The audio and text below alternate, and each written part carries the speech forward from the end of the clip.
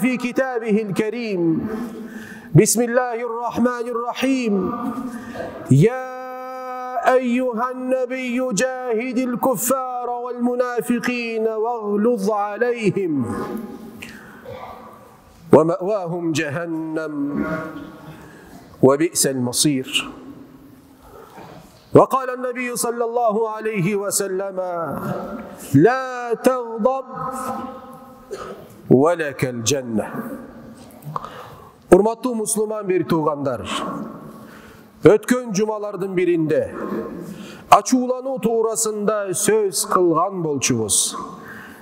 Мына бүгүн да ачуулануу темасын улантмакчымын. Урматтуу жамаат, 3 түрдүү ачуулануу бар. Биринчиси ачууланганда чектен чыгып аша чаап кетүү. Экинчиси такыр ачууланбоо. Үчүнчүсү орточо ачуулануу.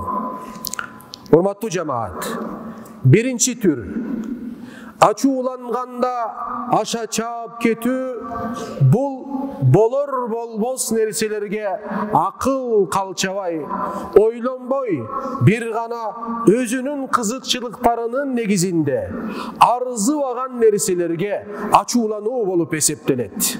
Мындай адамдар акылын колдоно албаган, өзүмчүл, түшүнүгү тар, өзүн гана жактырган текебер адамдар болуп эсептелет.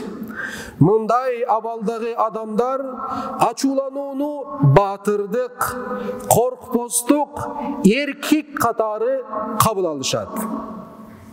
Аларга ачууланганда насаат пайда бербейт.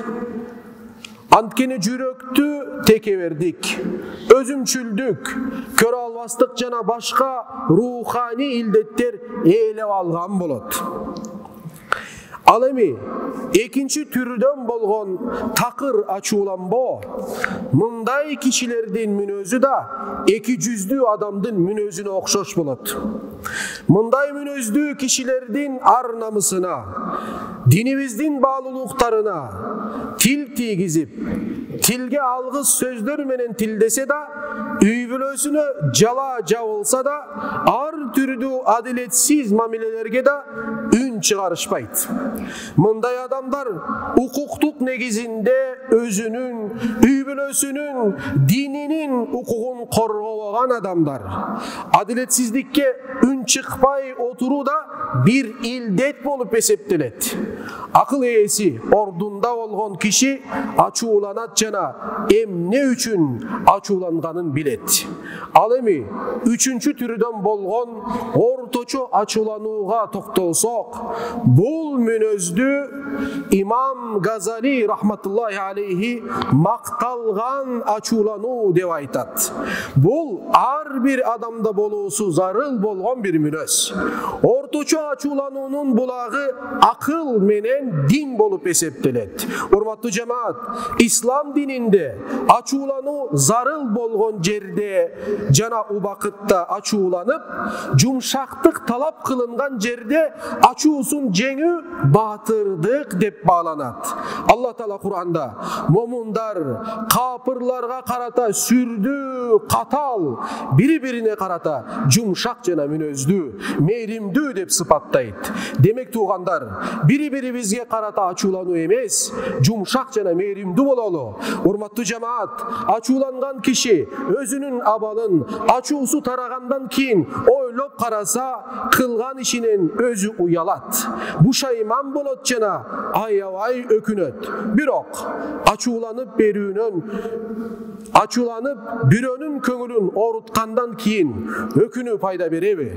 Же ачуу учурунда сындырган нерселери кайра мурунку калыбына келеби? Албетте жок. Ошондуктан ачууну жеңүүнүн жолун үйрөнөлү. Ачууну жеңүүнүн эң жакшы жол бул сабырдуулук жана жумшак мүнөздүү болуу. Ачуу келген учурда Алла Тааланын чындыгында Алла Таала сабырдууларга эсепсиз ажыр белектерин берет деген аятын эске түшүрөлү. Сабырдуу болууга аракет кылалы. Алла Тааланын эсепсиз белектери faziletlerine ev olalım. Muhammedur Resulullah. وَالَّذ۪ينَ مَعَهُ اَشِدَّاءُ عَلَى الْكُفَّارِ رُحَمَاءُ بَيْنَهُمْ. Muhammed, Allah Teala'nın elçisi.